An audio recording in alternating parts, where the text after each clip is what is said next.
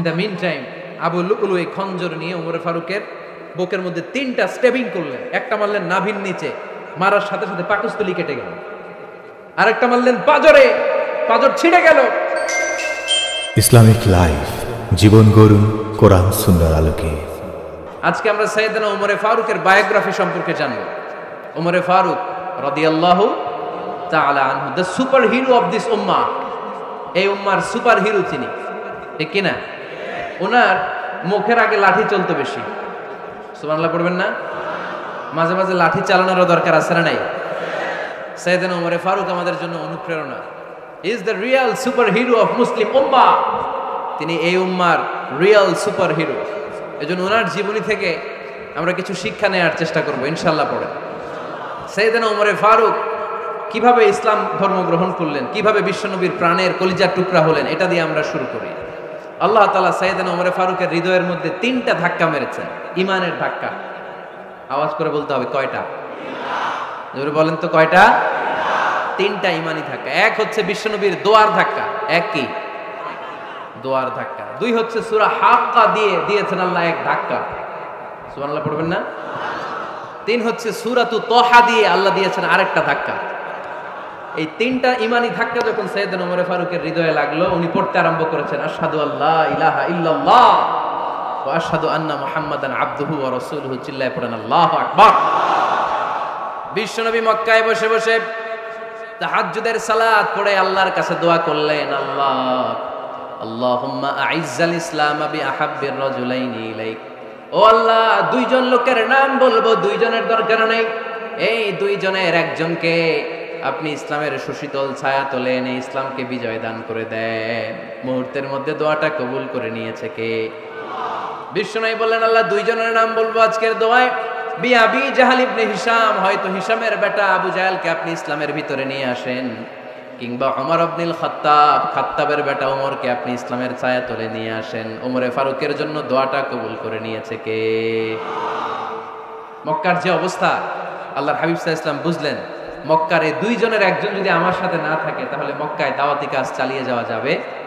আল্লাহরে বললেন, আল্লাহ বেশি চাই না, এই 2জনের একজন, হয় আবু জাহেল নয় ওমর, হয় আবু জাহেল নয় ওমর। বিশ্বনবী যখন দোয়া করলেন, এই দোয়ার একটা ইমানি ধাক্কা, নুরানি ধাক্কা সাইয়েদনা ওমর ফারুকের হৃদয়কে স্পর্শ করে ফেলল। দোয়া ইজ লাইক এ মিসাইল। এই যে আমরা দোয়া করি, এটা মিসাইলের মতো। যুদ্ধে মিসাইল হামলা করে না? মিসাইল হামলা করার পরে এই মিসাইল লক্ষ্য বস্তুতে যে ভেদ করে, ঠিক কিনা? তেমনি দোয়ার মতো যদি আপনি দোয়া করতে পারেন, আপনি যেই জন্য দোয়া করেছেন ঠিক ওই জায়গায় যে আপনার দোয়া স্পর্শ করে। সুবহানাল্লাহ পড়বেন না? বিশ্বনবীর দোয়ার মাধ্যমে প্রথমে সাইয়েদনা ওমর ফারুকের হৃদয়ে এক ধাক্কা লাগলো। 2 নম্বরে রব্বুল আলামিন সূরাতুল হাক্কা দিয়ে ওমর ফারুকের হৃদয়ের মধ্যে দিলেন এক ধাক্কা। পড়েন আল্লাহু আকবার। কোরআনের ভেতরে সূরাতুল হাক্কা নামে একটা সূরা আছে না নাই? আল হাক্কাতু মাল হাক্কা ওয়া মা আদরাকা মাল হাক্কা। পড়েন আল্লাহু আকবার। বিশ্বনবী যখন দোয়া করলেন, ওই দোয়া যখন সাইয়েদনা ওমর ফারুকের হৃদয়ে স্পর্শ করলো, সাইয়েদনা ওমর ফারুক সব সময় বিশ্বনবীরে ফলো করতে আরম্ভ করলেন। বিশ্বনবী ডানে গেলে লুকিয়ে লুকিয়ে ওমর ফারুক ডানে যায়, বিশ্বনবী বায়ে গেলে লুকিয়ে লুকিয়ে ওমর ফারুক বায়ে যায়। বিশ্বনবী একবার মসজিদুল হারামে যে নামাজ পড়তে শুরু করলেন, ওমর ফারুক তখন বিশ্বনবীর পিছু পিছু ছদ্মবেশে পেছন থেকে যে বিশ্বনবী কিভাবে নামাজ পড়ে দেখতে শুরু করলেন। বিশ্বনবী ইন দা মিন টাইম এশার নামাজে আল হাক্কাতু মাল হাক্কা তেলাওয়াত শুরু করে দিলেন। আল হাক্কাতু মাল হাক্কা তেলাওয়াত শুরু করে দিলেন। তেলাওয়াত করতে করতে বিশ্বনবী যখন তেলাওয়াত করতেছে, ওমর ফারুক এরকম দুলতেছে আর মজা পাচ্ছে। ওমিয়া বিশ্বনবীর কণ্ঠ বুঝি আমার মতো কণ্ঠ, আপনার মতো কণ্ঠ, আহমদ বিন ইউসুফের কণ্ঠ, আব্দুল বাসিতের কণ্ঠ না? বিশ্বনবীর গলায় যে কি সুরের ঝংকার আল্লাহ দিয়েছেন, কি সুরের লহরী আল্লাহ দিয়েছেন, একবার যে শুনতো পাগল হয়ে যেত। আল্লাহু আকবার। বিশ্বনবী সূরা হাক্কা মন্ত্রমুগ্ধ তেলাওয়াতে, মন্ত্রমুগ্ধ সুর দিয়ে, মন্ত্রমুগ্ধ কণ্ঠ দিয়ে তেলাওয়াত করতে লাগলেন। এশার সালাতে ওমর ফারুক দুলতে লাগলেন। ওমর ফারুক যত শুনে অবাক হয়ে যায়, যত শুনে অবাক হয়ে যায়, যতই শুনে অবাক, কিরে কারণ তিনি আরবি ভাষা বুঝতেন। এত সুন্দর শব্দের গাঁথনি, এত প্রাঞ্জল বর্ণনা, এত সুন্দর অন্তমিল, এটা কবিতা না হয়ে পারে না। উনি মনে মনে ভাবলেন এটা মনে হয় কবিতা, it might be poem, it could be poem. Muhammad মনে হয় কবি হয়ে গেছে, তার কাব্য প্রতিভা দিয়ে সে এটা বানিয়েছে। তা না হলে এত সুন্দর কথা এটা কবিতা না হয়ে পারে। ইন দ্য মিন টাইম বিশ্বনবী কিন্তু দেখতেছে না যে পেছনে উমর। বিশ্বনবী তেলাওয়াত করছিলেন, ইন দ্য মিন টাইম বিশ্বনবী পড়ছিলেন ওমা হুয়া বিকাউলি শাইরিন কলিলাম মা তুমিনুন। এই আয়াতের অর্থ হলো এটা কোনো কবির কথা নয়, খুব অল্প সংখ্যক লোকই তোমরা ঈমান আনো। সুবহানাল্লাহ পড়ে। এটাকে বলে কোইন্সিডেন্ট। কোইন্সিডেন্ট হুট করে অনেক সময় মিলে যায়, যায় কি যায় না? আপনি একজনের কথা ভাবতেছেন বাজারে গেলেন, বাজারে যেই দেখেন ওই লোকটা দাঁড়ায় আছে, এরকম হয় কি হয় না? কোইন্সিডেন্ট। ওমরে ফারুক মনে মনে যেটা ভাবতেছে ওই কথা দিয়ে বিশ্বনবী তেলাওয়াত করতেছে। আল্লাহু আকবার। বিশ্বনবী যে আয়াত তেলাওয়াত করছিলেন, আয়াতের অর্থ হলো এটা কোনো কবির বানানো কবিতা না, খুব অল্প সংখ্যক লোকই তোমরা ঈমান আনো। ওমরে ফারুক আটকে উঠলেন, থমকে দাঁড়ালেন। ঘটনা কি? আমি মনে মনে ভাবলাম কি রে, এত সুন্দর কথা, এটা তো মানুষের কথা হতে পারে না, এটা নিশ্চয়ই কবিতা, কবির কথা। কিন্তু মুহাম্মদ এখন আবার পড়তেছে ওমা হুয়া বিকাউলি শাইর, এটা কোনো শায়েরের কবির কথা নয়। কলিলাম মা তুমিনুন, অল্পই তোমরা ঈমান আনো। তার মানে আমার মনে যা চলে মুহাম্মদ এটা টের পায়। মুহাম্মদ গণক। নাউজুবিল্লাহ পড়বেন না? মুহাম্মদ অনেক বড় মাপের একজন গণক। মানুষের হৃদয়ে কি চলে, মনে মনে কি ভাবে, মুহাম্মদ না দেখেও বলে দিতে পারে। ইন দা মিন টাইম বিশ্বনবী পরের আয়াতে পড়লেন ওয়ালা বিকাউলি কাহিনিন কলিলাম মা তাযাক্কারুন। এই আয়াতের অর্থ হলো এটা কোনো গণকের বানানো গণনা নয়, খুব অল্প সংখ্যক লোকই তোমরা উপদেশ হিসেবে এটাকে মানো। সুবহানাল্লাহ পড়েন। এবার আর ওমরে ফারুকের সহ্য হয় না, কি আজীব তামাশা। প্রথমে মনে করলাম কবিতা, মোহাম্মদ কয় কবি না, সে কবি না, এটা কবিতা না। তারপরে ভাবলাম সে গণক, সে আয়াত পরে পরে বলে দিল এটা গণনা নয়, তাহলে এটা কি? এটা কি কবিতাও না, গণনাও না, তাহলে এটা কি? বিশ্বনবী তখন পড়লেন তানজিলুম মির রাব্বিল আলামিন। সুবহানাল্লাহ পড়েন। পরের আয়াত ছিল তানজিলুম মির রাব্বিল আলামিন। এটা দুনিয়ার কোনো কবির বানানো কবিতা না, এটা কোনো গণকের গণনা না, এটা কোনো সাহিত্যিকের বানানো সাহিত্য নয়, এটা মহাবিশ্বের পরিচালক রব্বুল আলামিনের কাছ থেকে পাঠানো কিতাব কোরআন। সূরা হাক্কার ধাক্কায় ওমরে ফারুক কাইত। প্রথমে ধাক্কাটা লাগলো যে দোয়া। বিষ্ণুবী তাহাজ্জুদে কেঁদে দোয়া করলেন, আল্লাহ হয় আবু জাহেলরে দিবা নাইলে ওমররে দিবা। ওই দোয়া ওমরে ফারুকের হৃদয়ে ছোঁয়া লেগেছে। এরপরে হাক্কা, সূরাতুল হাক্কা দিয়ে দিলে এক ধাক্কা। এই ধাক্কা খেয়ে উথাল পাথাল হৃদয়ের মধ্যে, হায় রে এ কি বাণী, এ কেমন কথা, কে মুহাম্মদ? তারপরেও শয়তানের ওয়াসওয়াসা আছে না নাই? আল্লাহ বলে যতই ওয়াসওয়াসা ওমরকে দেয়া হোক, আমি ওমরে ফারুককে মুসলিম উম্মতের সেনাপতি বানিয়ে ছাড়বো, আমি সেনাপতি বানাবো। এবার 3 নাম্বার ডোজ। ডাক্তারের কাছে গেলে প্রথমে দেখবেন সিম্পল ডোজ দেয়, নরমাল ওষুধ, এটাতে কাজ না হলে ডোজ বাড়ায়, একেবারে কাজ না হলে অ্যান্টিবায়োটিক মারে, আছে না নাই? আল্লাহ প্রথমে দোয়ার ছোঁয়া লাগালেন, তারপর সূরা হাক্কা দিয়ে ধাক্কা মারলেন, এরপরে রব্বুল আলামিন বলেন এবার 3 নাম্বার ডোজ সূরা তহা দিয়ে আমি তোমার হৃদয়টারে উজালা বানায় দেব রে ওমর। শয়তান ওদিক দিয়ে ওয়াসওয়াসা, খেলা দুই দিক থেকে চলতেছে। আল্লাহ তাআলা হেদায়েতের রাস্তায় টানছে, শয়তান জাহান্নামের দিকে টানছে। ঘোষণা দেয়া হলো মক্কায়, মুহাম্মদের মাথা কেটে এনে দিলে এত এত স্বর্ণ মুদ্রা দেয়া হবে।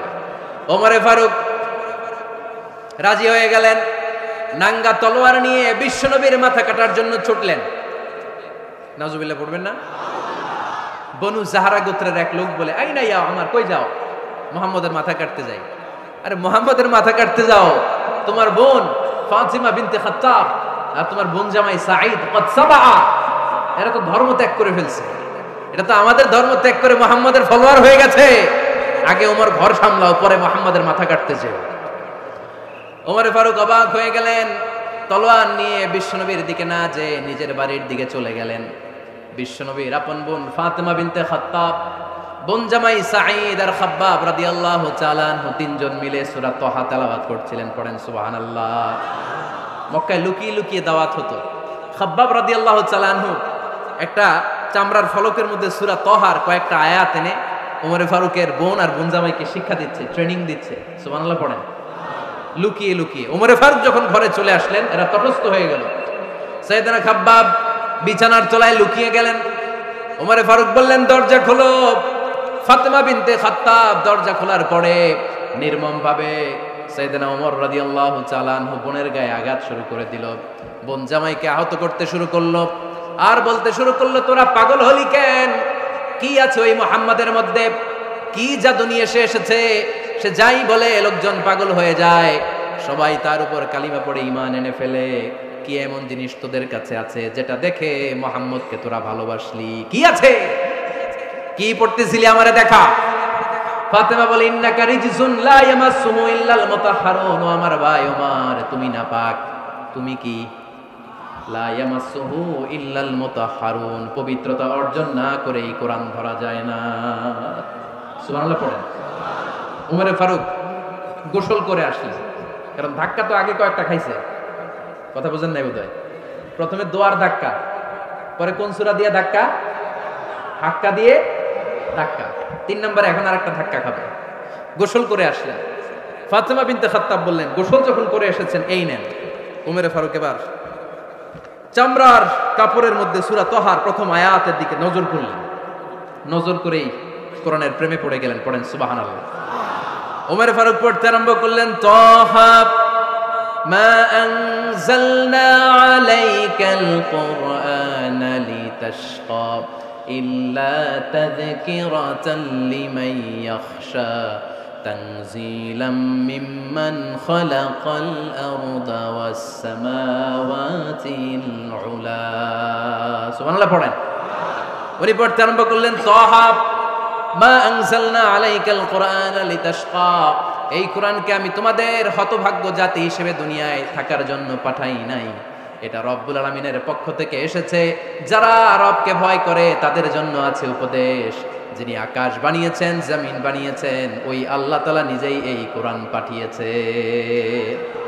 আওয়াজ করে পড়তে হবে, আল্লাহু আকবার। উনি খুব ভালো আরবি জানতেন। সূরা তহা পড়ার পরে আর ধৈর্য ধারণ করতে পারে না। ওমরে ফারুক ছোট্ট বাচ্চার মতো কান্না শুরু করে দিলেন। আল্লাহু আকবার।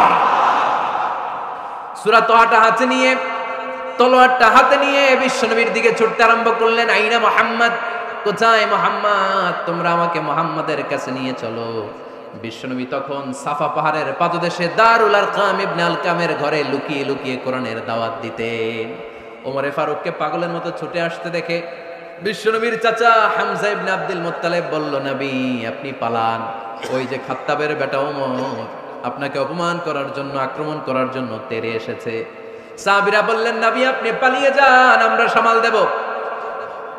বিশ্বনবী বললেন, না আমি পালাবো না, বরং তোমরা সরে যাও। ওমর ইবনুল খাত্তাবকে আমার দরবার পর্যন্ত আসতে দাও। আমার তো মনে হচ্ছে ওই যে তাহাজ্জুদের নামাজ শেষে চোখের পানি ছেড়ে যে আমি আল্লাহর কাছে দোয়া করেছি, আজকে আমার ওই দোয়াটা কবুল হতে শুরু করেছে। আমার তো মনে হচ্ছে আমার দোয়া কবুল হবে, আসতে দাও। ওমরে ফারুক এসে বললেন, আশহাদু আল্লা ইলাহা ইল্লাল্লাহ ওয়া আশহাদু আন্না মুহাম্মাদান আবদুহু ওয়া রাসূলুহু, আমি সাক্ষ্য দিলাম আল্লাহ ছাড়া কোনো ইলাহ নাই, নিশ্চয়ই আপনি আল্লাহর প্রেরিত বান্দা এবং রাসূল। পড়েন সুবহানাল্লাহ। ওমরে ফারুক যখন কালিমা শাহাদা পড়ে মুসলমান হয়ে বিশ্বনবীর হাতে হাত রাখলেন, নমুসলিম সাহাবীদের মধ্যে খুশি আর আনন্দের বন্যা বয়ে গেল। নমুসলিম হাতে গোনা সাহাবারা আল্লাহর প্রশংসা করলেন। বিশ্বনবী সাইয়েদনা ওমরে ফারুককে জড়িয়ে ধরলেন। ওমরে ফারুক এবার বিশ্বনবীরে বললেন, নবী গো, আলাসনা আলাল হক, আমরা কি সত্যের উপরে আছি নাকি আমরা ভুলের উপরে আছি? বিশ্বনবী বললেন, বালা নাহনু আলাল হক, আমরাই সত্যের উপরে আছি। সুবহানাল্লাহ পড়েন। আলাসনা আলাল হক, নবী আমরা কি সত্যের উপরে নাই? হ্যাঁ অবশ্যই ওমর, তুমি সত্যের উপরে আছো। ওমরে ফারুক বললেন, তাহলে ফাফিমাল ইখতিফা, তাহলে লুকায় লুকায় আর দাওয়াত দেব কেন? আমি তো কালিমা পড়ে ফেলছি, আসেন আমার সাথে বের হই। ফাফিমাল ইখতিফা, আর লুকায় লুকায় কেন? আসেন আমরা বাইরে বেরোই। বিশ্বনবী বললেন, ওমর এটা মাক্কি জীবন, এখানে আমরা একটু গোপনে গোপনে দাওয়াত দিতে চাই। ওমরে ফারুক বলে, না, আমার দায়িত্ব, আমি একটা মিছিল দিতে চাই নবী। আল্লাহর নামের তাকবীর দিতে দিতে দারুল আরকাম থেকে শুরু করে মসজিদুল হারাম পর্যন্ত একটা মিছিল দিয়ে আমি মক্কা কাঁপায়া দেব। অনুমতি দেন, বিশ্বনবী দিতে চান। ওমর ফারুক অনেক বোঝানোর পরে স্বল্প পরিসরের একটা অনুমোদন পাওয়া গেল বিশ্বনবী সাল্লাল্লাহু আলাইহি ওয়াসাল্লামের কাছ থেকে। কিন্তু মিছিল যে দিবে, মিছিলের জন্য লোকের দরকার আছে না নাই? এখানে লোক নেই, আমি একাই মিছিল দিতেছি, এটা জমবে? মিছিল জমবে? খুঁজে উনি 11 জন মুসলিম সাহাবা পেলেন। কয়জন? ওমরে ফারুক বললেন 11 জনই শহীদ। এই 11 জন নিয়েই আমি আল্লাহর নামের তাকবীর দেব। 2 লাইন করলেন। কয় লাইন? 2 লাইন। পেছনে 6 জন, আর এই লাইনের নেতা বানালেন বিশ্বনবীর চাচা হামজাকে রাদিয়াল্লাহু তাআলা আনহু। আর সামনে 5 জন, তার আগে দাঁড়ালেন উনি নিজেই। তাহলে 6 6 12। বললেন এই 2 লাইনই আমরা তাকবীর দিতে দিতে, বেশি না, এই দারুল আরকামের ঘর থেকে, আপনারা জানেন যে সাফা মারওয়া এখন যে সাই হয়, এই সাফার পাদদেশে ছিল দারুল আরকামের ঘর। উনি বললেন এখান থেকে ওই যে কাবার গিলাফ দেখা যায়, কাবার গিলাফ পর্যন্ত আমরা এই তাকবীর নিয়ে ওখানে যাব। সুবহানাল্লাহ পড়বেন না? ওখানে উনি দাঁড়িয়ে ছোট্ট একটা ভাষণ দিয়েছিলেন। উনি বলেছিলেন মান আরাদা আন তাসকুলা উম্মু ওয়া ইয়াতামা ওয়ালাদু ওয়া তারমিলা যাওজাতুহু ফালিয়াসুদ্দানি। খেয়াল করে শুনেন, কান দুইটা খরগোশের কানের মতো খাড়া করেন। উনি এক বাক্যের একটা ভাষণ দিলেন। ভাষণ দিতে জানলে বড় ভাষণ দেয়া লাগে না, এক বাক্যের ভাষণ দিয়ে গোটা বিশ্বকে ঝাঁকুনি মারা যায়। চিল্লায় বলো ঠিক কিনা?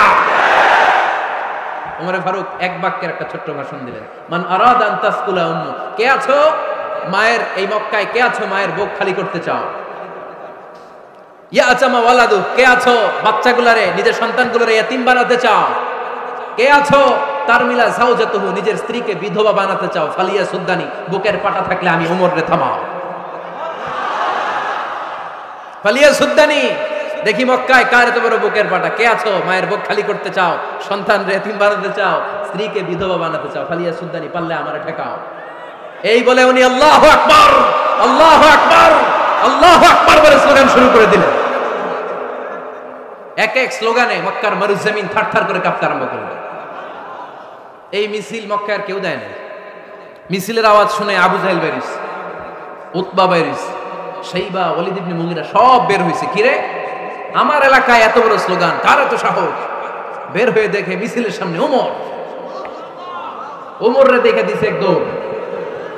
কারণ ওমরে ফারুককে থামানোর মতো বাপের বেটা মক্কায় দ্বিতীয়টা কেউ ছিল না। আওয়াজ করে বলেন ঠিক কিনা? ওমরে ফারুক আল্লাহু আকবার, আল্লাহু আকবার বলে স্লোগান দিতে দিতে মসজিদুল হারামের ভেতরে ঢুকে গেল। কাবার গিলাফ ধরার পরে সেদিন মিছিল থেমেছে। ওই আল্লাহর নামের স্লোগান সেদিন কেউ থামাতে পারে নাই, কিয়ামত পর্যন্ত কেউ থামাতে পারবে না। চিল্লায় বলো ঠিক কিনা?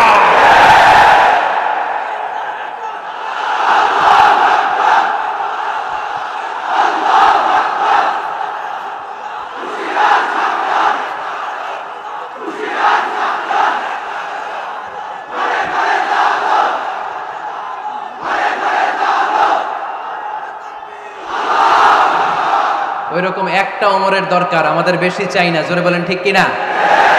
দাও খোদা দাও আমায় আবার ওমর দারাজ দিল, দাও খোদা দাও আমায় আবার ওমর দারাজ দিল, দাও আলীর মতো বীর সেনানি, আলীর মতো বীর সেনানি জাগাতে নিখিল, দাও খোদা দাও আমায় আবার ওমর দারাজ দিল। সুবহানাল্লাহ পড়েন। একটা ওমর লাগবে। চিল্লায় বলেন কয়টা? ওই ওমরের অপেক্ষায় বাংলাদেশ সহ গোটা মুসলিম উম্মাহ, ঠিক কি না? একটা ওমরই যথেষ্ট। আমাদের সেন্ট্রাল লিডারশিপ নাই তো, আমাদেরকে এদিকে লাথি মারলে আমরা ওইদিকে যাই, ওদিক থেকে গুতা মারলে আমরা এদিকে যাই। আমাদের রিপ্রেজেন্টেটিভ, আমাদের প্রতিনিধিত্ব করার মতো কোনো কেন্দ্রীয় লিডারশিপ নেতৃবৃন্দ গোটা বিশ্বে নাই, ঠিক কি না? আমরা সেই ওমরে ফারুকের অপেক্ষায়, আমরা সেই ইমাম আল মাহদির অপেক্ষায়। এই ওমরে ফারুক আমাদের মডেল, ঠিক কি না? থার্ড ইন পজিশন এই পুরা উম্মতের মধ্যে ওনার পজিশন নাম্বার 3। 1 নাম্বার পজিশন বিশ্বনবীর, কার? 2 নাম্বার পজিশন কার? আবু বকর। 3 নাম্বার পজিশন কার? ওমরে ফারুকের। বিশ্বনবী বলতেন লা নবিয়্যা বা'দি, লা নবিয়্যা বা'দি, আমার পরে কোনো নবী নাই। ওয়ালা রাসূলা, আমার পরে কোনো রাসূলও নাই। আমার নবীর পরে আর কোনো নবী আছে? আমার নবীর পরে আর কোনো রাসূল আছে? এই যে কাদিয়ানি যে একটা সম্প্রদায় আছে, এরা কি মুসলিম নাকি অমুসলিম? মুসলিম সম্প্রদায়ের সাথে এদের কোনো সম্পর্ক নাই। চিল্লা বলেন ঠিক কি না? এরা যদি মুসলমান হতে চায়, আমার নবী দ্য লাস্ট মেসেঞ্জার বিশ্ব নবীকে খাতামুন নবী হিসেবে সংবাদ সম্মেলন করে গোটা বিশ্বকে জানাই দিতে হবে, তারপরে তাদেরকে আমরা মুসলিম হিসেবে স্বীকৃতি দিব। চিল্লায় বলেন ঠিক কিনা? তা না হলে তারা কোন ধর্মের এটাকে জানাই দিতে হবে। No inferiority complex, no identity crisis. Identity ক্রাইসিসে থাকা যাবে না। আপনারা কোন ধর্মের এটা জানায় দেন। আপনারা বিশ্ব নবীরও শেষ নবী মানবেন না, আবার মুসলিম বলেও নিজেদেরকে ট্যাগ লাগাতে চাইবেন। সাধারণ মুসলমানরা এটা এই ধোঁকাবাজি মানে না। চিল্লায় বলেন ঠিক কিনা? আমার নবীর পরে কোনো নবী নাই, আমার রাসূলের পরে কোনো রাসূল নাই, ঠিক কিনা? আল্লাহর হাবিব বলতেন লাউ কানা বাদি নবিয়্যুন লাকানা উমর, তবে আমার পরে যদি নবী হওয়ার যোগ্যতা কারো থাকে, আমার ওমরের ওই যোগ্যতা আছে। সুবহানাল্লাহ পড়েন। প্রভু তুমি বলেছো রাসূল দেবে না, বলনি দেবে না ওমর, বলনি দেবে না হামজা তারি, খালিদ বিজয় সমর। প্রভু তুমি বলেছো রাসূল দেবে না, বলনি দেবে না ওমর, বলনি দেবে না হামজা তারি, খালিদ বিজয় সমর। প্রভু তুমি বলেছো রাসূল দেবে না। সুবহানাল্লাহ পড়েন। এজন্য আমরা একটা ওমর চাই। কয়টা? বেশি লাগবে? নেতার মতো নেতা কয়টা লাগে? জোরে বলেন কয়টা? Enough, that's enough. Omar Farooq, our super hero. ওনার সাথে বিশ্বনবী সাল্লাল্লাহু আলাইহি ওয়াসাল্লামের মুসাহারার সম্পর্ক ছিল। ওমর ফারুক যে বিশ্বনবীর শ্বশুর, এটা অনেকে জানেই না। ওমর ফারুক রাদিয়াল্লাহু তাআলা আনহু বিশ্বনবীর শ্বশুর ছিলেন। এটা আজকে নতুন শুনছেন, কে কে হাত তোলেন? দেখছেন হুজুর? সঠিক বলছি না আমি? অনেকে আমরা জানি না। মাশাআল্লাহ, জানতে লজ্জা নাই, শিখতে লজ্জা নাই। লজ্জা হচ্ছে অজ্ঞতায় আর মূর্খতায়, ঠিক কিনা? আমরা শিখতে রাজি আছি। যে কথা বলে আমরা তার ছাত্র। আমার আগে হুজুর কথা বলতেছিলেন, আমরা ছিলাম ছাত্র। এখন আমি কথা বলতেছি, এখন আমরা সবাই হয়ে গেছি ছাত্র, ঠিক কিনা? যিনি বলেন তিনি শিক্ষক, বাকিরা আমরা ছাত্র, ঠিক কিনা? চার খলিফার দুই খলিফা, ইসলামের চার খলিফার দুই খলিফা বিশ্বনবীর মেয়ের জামাই, আর বাকি দুই খলিফা বিশ্বনবীর শ্বশুর। সুবহানাল্লাহ পড়েন। সাইয়েদনা আলী রাদিয়াল্লাহু তাআলা আনহু, সাইয়েদনা উসমান যুন নূরাইন বিশ্বনবীর মেয়ের জামাই। উসমান রাদিয়াল্লাহু তাআলা আনহুর কাছে বিশ্বনবী দুই মেয়েকে বিয়ে দিয়েছিলেন। একজন মারা যাওয়ার পরে আরেকজন। বিশ্বনবী বলেছেন এরপরে আরেকটা থাকলে ওইটারও বিয়ে দিতাম। সুবহানাল্লাহ পড়বেন না? দুইজন ছিল মেয়ের জামাই আর দুইজন ছিল শ্বশুর। সাইয়েদনা আবু বকর শ্বশুর, বিশ্বনবীর স্ত্রী আম্মাজান আয়েশা রাদিয়াল্লাহু তাআলা আনহার বাবা। বিশ্বনবীর স্ত্রী আম্মাজান হাফসা রাদিয়াল্লাহু তাআলা আনহার বাবা ছিল সাইয়েদনা ওমর ফারুক। চিল্লায়ে পড়ে আল্লাহু আকবার। জানো তো পজিশন না? সাইয়্যিদু কুহুলিল জান্নাহ। জান্নাতে যত নারীরা যাবে, নারীদের সর্দারিনী হবে সাইয়্যিদাতুনা ফাতেমা রাদিয়াল্লাহু তাআলা আনহা। এই ফরিদপুরের যত ইয়াং স্টারেরা, তোমরা যারা জান্নাতে যাবে, তোমাদের লিডার হবে সাইয়েদনা হাসান আর হুসাইন রাদিয়াল্লাহু তাআলা আনহুমা।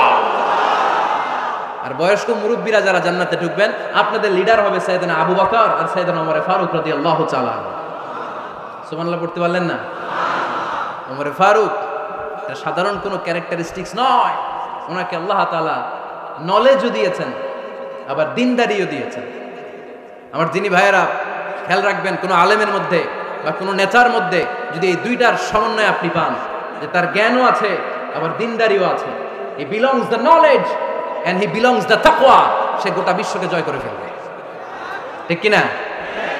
যার মধ্যে জ্ঞান আছে, যার মধ্যে তাকওয়া আছে, তারে কেউ থামায় রাখতে পারে? ওমর ফারুককে এই দুই নেয়ামত দিয়ে ধন্য করেছে কে? সহিহ বুখারীর বর্ণনা, বিশ্বনবী সাহাবীদের সামনে একটা স্বপ্নের কথা বলছেন। বিশ্বনবী বললেন, আমি স্বপ্নে দেখলাম আমার আঙ্গুলের ফাঁকা থেকে দুধ বের হচ্ছে। আমি তৃপ্তি সহকারে দুধ খেলাম। খাওয়ার পরে দেখলাম আঙ্গুলের মধ্যে একটু দুধ লেগে আছে। আমার আঙ্গুলে অতিরিক্ত লেগে থাকা দুধটা আমি ওমর ফারুকের মুখের মধ্যে লাগিয়ে দিলাম। সাহাবারা বললেন, ইয়া রাসূলুল্লাহ, ইয়া হাবিবাল্লাহ, মাযা আওয়ালতা বিহি, এই স্বপ্নের আপনি কি ব্যাখ্যা করলেন? আমরা তো বুঝলাম না। বিশ্বনবী বললেন, আওয়ালতু বিহি আল ইলম, আমি এই দুধ দিয়ে জ্ঞানের ব্যাখ্যা করেছি, কারণ ওমরকে আল্লাহ যেই জ্ঞান দিয়েছে গোটা বিশ্বের কাউকে এত জ্ঞান দেয় না। এজন্য স্বপ্নে যদি কেউ দেখেন যে আপনি দুধ খাচ্ছেন, তার মানে আল্লাহ তাআলা আপনার জ্ঞান বাড়ায় দিবেন। ওমর ফারুককে দুধ খেয়ে অতিরিক্ত দুধের অংশটা বিশ্বনবী আবু বকর রাদিয়াল্লাহু তাআলা আনহুর মুখে দেন নাই, সাইয়েদনা উসমানের মুখে দেন নাই, আলী রাদিয়াল্লাহু তাআলা আনহুর মুখে দেন নাই। স্বপ্নে ওই অতিরিক্ত লেগে থাকা দুধটা বিশ্বনবী ওমরে ফারুকের ঠোঁটের মধ্যে লাগিয়ে দিয়েছেন। এই হাদিস থেকে প্রমাণ হয় আল্লাহ তাআলা জ্ঞানের নিয়ামতে সাইয়েদনা ওমরে ফারুককে ধন্য করেছেন। আবার বুখারীর বর্ণনা, বিশ্বনবী সাল্লাল্লাহু আলাইহি ওয়াসাল্লাম আরেকটা স্বপ্নের বর্ণনা দিচ্ছেন। তিনি বললেন, তোমাদের সবাইকে স্বপ্নে আমার সামনে দাঁড় করানো হলো। আমি দেখলাম তোমাদের কারো জুব্বা নাভি পর্যন্ত, কারো জুব্বা হাঁটু পর্যন্ত, কারো জুব্বা টাকনু পর্যন্ত। ওমরে ফারুককে যখন স্বপ্নে আমার সামনে দাঁড় করিয়ে দেয়া হলো, আমি দেখলাম ওমরের জুব্বা এত লম্বা, ওমর টেনে হিচড়ে তার জুব্বা নিয়ে সামনে হেঁটে যাচ্ছে। সাহাবারা বললেন, ফামাযা আওয়ালতা বিহি ইয়া রাসূলুল্লাহ, ও আল্লাহর রাসূল, এই স্বপ্ন দিয়ে আপনি কি বোঝাতে চাইলেন? আমরা কিছু বুঝলাম না। বিশ্বনবী বললেন, আউয়ালতু বিহি আদ-দীন, আমি এই হাদিসের দ্বারা দ্বীনের ব্যাখ্যা করলাম। যার জামা যত লম্বা তার দ্বীনদারি তত বেশি। সুবহানাল্লাহ, আসতে পড়েন। স্বপ্নে দেখলেন কোন সাহাবীর জুব্বা নাভি, কোন সাহাবীর হাঁটু, কারোটা টাকনু, কিন্তু ওমরে ফারুকের জুব্বা এত লম্বা, ইয়াজুরু সাওবাহু, তিনি তার জুব্বা টেনে হিচড়ে যাচ্ছেন। বিশ্বনবী বললেন, এটা দ্বারা আমি দ্বীন, আমি তাকওয়া, দ্বীনদারি, তাকওয়া এটার ব্যাখ্যা করেছি। তার মানে ওমরে ফারুকের তাকওয়ার সামনে সব তাকওয়া পানি হয়ে যাবে। কোন সুবহানাল্লাহ। আল্লাহ তাআলা সাইয়েদনা ওমরে ফারুককে দ্বীনের জ্ঞান দিয়েছেন, তাকওয়া দিয়েছেন। যুবক ভাইরা, যাকে আল্লাহ তাআলা দ্বীনের জ্ঞান দেয়, যাকে আল্লাহ তাআলা তাকওয়ার এই গুণ দিয়ে সমৃদ্ধ করে, তার জন্য গোটা বিশ্বের সব দরজাগুলোকে ওপেন করে দেয় কে? কত বড় মুত্তাকি ছিলেন সাইয়েদনা ওমরে ফারুক। মদিনার সমাজে কয়জন মুনাফিক ছিল বিশ্বনবী ছাড়া কেউ বলতে পারতেন না। বিশ্বনবী কোন সাহাবীকে মুনাফিকদের লিস্ট দিয়ে যান নাই, একজন সাহাবী ছাড়া। দেখি কেউ বলতে পারেন কিনা ওই সাহাবীর নাম? কি নাম? হুযায়ফা ইবনুল ইয়ামান রাদিয়াল্লাহু তাআলা আনহু। ওনাকে বলা হতো সাহিবু সিররি রাসূলিল্লাহ, আল্লাহ রাসূল সাল্লাল্লাহু আলাইহি ওয়াসাল্লামের গোপন তথ্যের ধারক বাহক। সুবহানাল্লাহ পড়বেন না? বিশ্বনবী ইন্তেকালের আগে মদিনার সমাজে মোট কয়জন মুনাফিক আছে, এই তথ্য আবু বকরকে বলেন নাই, ওমর রাদিয়াল্লাহু তাআলা আনহুকে বলেন নাই, উসমান রাদিয়াল্লাহু তাআলা আনহু, আলী রাদিয়াল্লাহু তাআলা আনহু, আশারাতুল মুবাশশিরিনা বিল জান্নাহ কোন সাহাবীকে বলেন নাই। শুধুমাত্র কেবলমাত্র একমাত্র হুযায়ফা ইবনুল ইয়ামান রাদিয়াল্লাহু তাআলা আনহুর কাছে মুনাফিকদের লিস্টে বিশ্বনবী দিয়ে গিয়েছে। সুবহানাল্লাহ পড়ো। মদিনায় কারা কারা মুনাফিক কেউ জানতো না, হুযায়ফা ছাড়া। কে ছাড়া? নামটা আজকে মুখস্থ করেন, যাতে অন্য কোনো ওয়াজে কেউ জিজ্ঞেস করলে বলতে পারেন। মুনাফিকদের লিস্ট যে সাহাবীর কাছে বিশ্বনবী দিয়ে গিয়েছিলেন, সাহাবীর নাম কি? নাম? নামটা কেমন লাগে? ভাল লাগে? অনেকে আমারে জিজ্ঞেস করে, হুজুর আমার ছেলে হবে আগামী মাসে, একটা নাম দেন। নাম দিয়ে দিলাম হুযায়ফা। যাদের হবে ছেলে, এলাকায় যাদের নেক্সট কয়েক মাসে ছেলে হবে, খালি হুযায়ফা চলবে। কি চলবে? ভাল লাগে? নামটা ভাল লাগে? রাইখেন, অনেক সুন্দর নাম। উনিই জানতেন মুনাফিক কারা। দেখেন ওমরে ফারুকের তাকওয়ার লেভেলটা কত হাই। ওমরে ফারুক একদিন হুযায়ফা রাদিয়াল্লাহু তাআলা আনহুর কাছে গেলেন, যে বললেন, হুযায়ফা, বিশ্বনবী ইন্তেকালের আগে মুনাফিকদের নামের লিস্টটা কারো কাছে দেয় নাই, আমার জানা নাই, সাইয়েদনা আবু বকরের জানা নাই, কোন সাহাবীর জানা নাই, তুমি ছাড়া। আমি তোমার কাছে জানতে চাই, আমি ওমরের নামটা ওই মুনাফিকদের খাতায় আছে কিনা আমার একটু বলো। আমার ওমরের নামটা ওই মুনাফিকদের লিস্টিতে একটু আছে কিনা, নামটা একটু বলো। যদি থাকে আমি ভালো হয়ে যাব। আমি নেফাকে দূর করে পাক্কা মুমিন হতে চাই। আমার নাম যদি মুনাফিকের লিস্টে থাকে আমি তো শেষ। হুযায়ফা চোখের পানি ছেড়ে দিয়ে বলে, আমিরুল মুমিনিন, কেমন প্রশ্ন করলেন আপনি? আপনি বিশ্বনবীর শ্বশুর, এই উম্মতে আপনার পজিশন 3 নাম্বার। আপনারে মুনাফিকরা ভয় পায়, শয়তান আপনারে ভয় পায়। আপনি জান্নাতে সব বয়স্ক লোকদেরকে নিয়ে জান্নাতের মধ্যে আগে আগে ঢুকবেন, কেমন করে মুনাফিকদের কাতারে আপনার নাম থাকতে পারে ওমর? সুবহানাল্লাহ পড়ে। কি বিনয়ী, কি তাকওয়া। হুযায়ফাকে যে ধরতেন, হুযায়ফা একটু বলো না আমার নামটা মুনাফিকদের লিস্টিতে আছে কিনা। ওমরে ফারুকের যদি এই টেনশন থাকে যে আমি মুনাফিক হয়ে গেলাম কিনা, আমাদের এই টেনশন থাকার দরকার আছে না? নেই?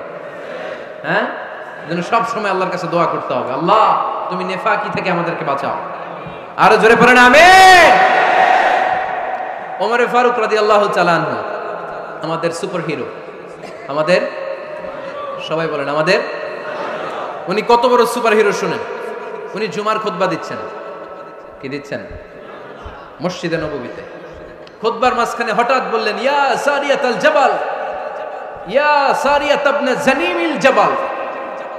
এই কথা বলেই আবার খুতবা দিতে শুরু করলেন।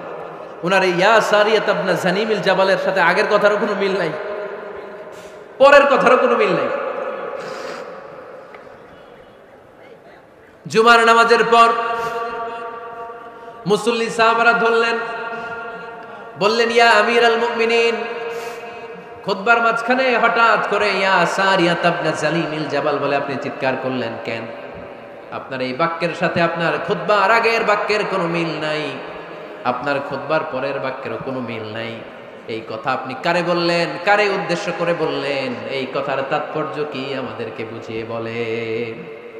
ওমরে ফারুক বললেন, আমি যখন খুতবা দিচ্ছি আমি দেখতে পেলাম ওই যে কয়েক মাস আগে আমি আমার মুসলিম সেনাবাহিনী পারস্যে আক্রমণের জন্য পাঠিয়েছি, বর্তমান ইরানের ওই বিশাল এলাকাতে পারস্যে আমি আমার ব্যাটালিয়ন পাঠিয়েছি। আমি হঠাৎ করে দেখতে পেলাম আমার মুসলিম বাহিনীর সেনাপতি যুদ্ধের এক পর্যায়ে তার ডানে আছে উপত্যকা, বায়ে আছে পাহাড়, সে পাহাড়ি রাস্তা ছেড়ে দিয়ে উপত্যকার দিকে যেতে শুরু করেছে। আমি দেখতে পেলাম আমার মুসলিম বাহিনী যদি উপত্যকার দিকে ছুটে বেড়ায়, কাফির মুশরিকরা আমার মুসলিম বাহিনীকে কচুকাটা করে ফেলবে। তাই আমি এখান থেকে তাদেরকে কমান্ড দিয়ে বলেছি, ইয়া সারিয়াতাল জাবাল, উপত্যকার দিকে নয় পাহাড়ের দিকে যাও, তাহলেই তোমাদের বিজয় নিশ্চিত হয়ে যাবে। উপত্যকার দিকে যেও না, ইলাল জাবাল, ইলা সারিয়াতিল জাবাল, পাহাড়ের দিকে ছোট। সাহাবারা অবাক, ঘটনা কি? উনি বসে আছেন মদিনায় মসজিদে নববীর মিম্বারে দাঁড়িয়ে, উনি যদি ইয়া সারিয়াতাল জাবাল বলে এটা কি ইরানে যাবে নাকি? ও মিয়া, তখনকার সময়ে বর্তমানের মতো মোবাইল ছিল নাকি, ইন্টারনেট ছিল নাকি, কিছু ছিল? খালি মুখে আমি যদি বলি ইয়া সারিয়াতাল জাবাল, এটা ইরানে যাবে, ইন্ডিয়া যাবে, ঢাকাই তো যাবে না, ফরিদপুর শহরেই তো বসবে না, ঠিক কিনা? কিন্তু এটা আমিরুল মুমিনিন বিশ্বাসী সাহাবারা বিশ্বাস করে নিল। কিছু মুনাফিক ছিল, এরা কয় না, ঝামেলাস, এটা তো সম্ভব না। এক কাজ করি, এই সেনাপতি যখন বিজয়ী বেশে মদিনায় ফিরে আসবে আর আমরা ধরবো। এরা দিন গুনতে লাগলো, এই সেনাপতি মুসলিম বাহিনী নিয়ে পারস্য জয় করে কবে ফিরে আসবে।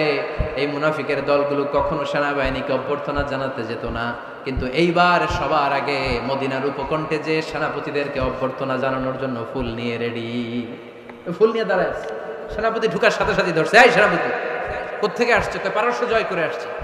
এমন এমন দিন, জুমার দিন দুপুরবেলা যুদ্ধের মাঝখানে আমিরুল মুমিনিনের কণ্ঠের কোন কথাবার্তা শুনছো নাকি? সেনাপতি অবাক, কয় তোমরা জানলা কেমনে? শুনছি তো।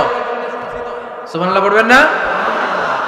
আমরা যুদ্ধে একটা ভয়ঙ্কর অবস্থার মধ্যে ছিলাম, পেছন থেকে শত্রু আমাদেরকে আক্রমণ করতে শুরু করে দিল। ডানে যাব না বায়ে যাব, সামনে যাব নাকি পেছনে যাব, রাস্তা খুঁজে পাচ্ছি না। ডান দিকে ছিল আমাদের উপত্যকার রাস্তা, বাঁ দিকে ছিল পাহাড়ি পথ। আমরা সোজা পথ হবে মনে করে উপত্যকার দিকে ছুটতে আরম্ভ করলাম। হঠাৎ করে আমিরুল মুমিনিনের কণ্ঠ বজ্র কণ্ঠে আমার কানের মধ্যে ভেসে আসলো। আমার মনে হলো আমিরুল মুমিনিন কেমন যেন আমাকে কমান্ড দিচ্ছেন আর বলছেন, ইয়া সারিয়াতাল জাবাল, ডান দিকে উপত্যকার পথে নয়, তাড়াতাড়ি পাহাড়ের দিকে সৈন্যবাহিনী নিয়ে উঠে যা। পাহাড়ের দিকে, ডানে না। This is wrong track and this is the right track. ওই দিন যদি ওমরে ফারুকের ওই গাইডলাইন, আমিরুল মুমিনিনের কমান্ড যদি আমি না শুনতাম, আজকে বিজয়ের বেশে ফিরতেও পারতাম না, আমাদের চেহারাও তোমরা দেখতে পেতে না। ওমরে ফারুকের ওই কমান্ড, ওই গাইডলাইন অদৃশ্য থেকে শোনার কারণে এই পারস্যের মধ্যে আমাদেরকে সেই যুদ্ধে বিজয় দান করেছে কে? দিস ইজ ওমরে ফারুক, দিস ইজ ওমরে ফারুক। বিশ্বনবী বলছেন, আমার মা লাকিয়াকা শাইতানু সালিকান ফাজ্জান ইল্লা সালাকা ফাজ্জান গায়রা ফাজ্জিক উমর। শয়তান ইবলিস যদি তোমার কোনো রাস্তা দিয়ে হাঁটতে দেখে, শয়তান ওই রাস্তা রেখে দিয়ে অন্য রাস্তা দিয়ে হাঁটে। সুবহানাল্লাহ বাড়িতে যাই বললেন। কে বলতেছে? বিশ্বনবী। কার ব্যাপারে? ওমরে ফারুকের ব্যাপারে। শয়তান যদি দেখে যে ওমরে ফারুক এই রাস্তা দিয়ে হাঁটতেছে, শয়তান ওই রাস্তা রেখে দিয়ে অন্য রাস্তা দিয়ে হাঁটে। সুবহানাল্লাহ পড়ে। রাত্রিবেলা আমরা আমাদের বাচ্চা ছেলে মেয়েদেরকে যখন খাওয়াই, বাচ্চারা খেতে চায় না, এরকম হয় আপনাদের ফরিদপুর এলাকায়? এই এলাকায় হয় নাকি? খেতে চায় না বাচ্চারা, এই চকলেট দেখায়া, এই মিনা কার্টুন দেখায়া, এইটা সেইটা এগুলো সেগুলো বলে গল্প টল্প বলে ভুলায় খাওয়ানো লাগে, তাই না? তারপরও খায় না। আমারও ছোট মেয়ে আছে, খেতে চায় না, এইটা সেইটা এমনি সেমনি খাওয়ানো লাগে। তো শেষে না পেরে মা বাবা বলতে বাধ্য হয়, ওই যে ভূত আসতেছে, ভূত, তাড়াতাড়ি তাড়াতাড়ি খাও, নাহলে যে ভূত ধরবে তোমার। ওই যে বাঘ আসতেছে, বাঘ, তাড়াতাড়ি খাইলে নাহলে বাঘে কামড়াবে। বলি না আমরা? আপনারা কি বলেন? ভূত। আর কি বলেন? হ্যাঁ হ্যাঁ, আচ্ছা, এক এক জায়গায় এক একটা আমরা বলি, ভূত আসবে, বাঘ খাবে, ভাল্লুক খাবে, তাড়াতাড়ি খাও। মদিনাতে যখন ওমরে ফারুক আমিরুল মুমিনিন, মদিনার মায়েরাও বাচ্চাদেরকে খাওয়াতে পারতো না, ছোট্ট মেয়েদেরকে খাওয়াতে পারতো না, খাওয়া নিয়ে যন্ত্রণা করতো। বাচ্চারা যখন মদিনায় খেতে চাইতো না রাত্রিবেলায়, মদিনার মায়েরা বলতো তাড়াতাড়ি খাও, হা হুয়া ইয়াতি উমর, হা হুয়া ইয়াতি উমর, তাড়াতাড়ি খা, নাইলে ওই যে ওমর আসতেছে, Omar. This is our super hero সাইয়েদনা ওমর ফারুক রাদিয়াল্লাহু তাআলা আনহু। শুধু শয়তানি ভয় পেত না, মুনাফিকরাও ভয় পেত, জমের মতো ভয়। শুধু তাই না, আমাদের আম্মাজান বিষ্ণু ইসা ইসলামের স্ত্রীরাও ওমর ফারুককে ভয় পেতেন। সুবহানাল্লাহ কইবেন না? মাঝে মাঝে বিষ্ণু ইসা ইসলামের সাথে আম্মাজান আয়েশার ঝগড়া হতো, হতো না? আপনাদের ফ্যামিলিতে ঝগড়া হয়? হয় না? হয় না? কার কার দেখি? পরে আল্লাহ, অনেক আল্লাহর ওলি আছে তো জায়গায়, ঝগড়া হয় না? কি কথা কয়, ঝগড়া হয় না বলে? বিশ্বনবীর ফ্যামিলিতে ঝগড়া হয়, আপনার ফ্যামিলিতে হয় না? মিষ্টি ঝগড়া। আর ও বিয়েই করে নাই,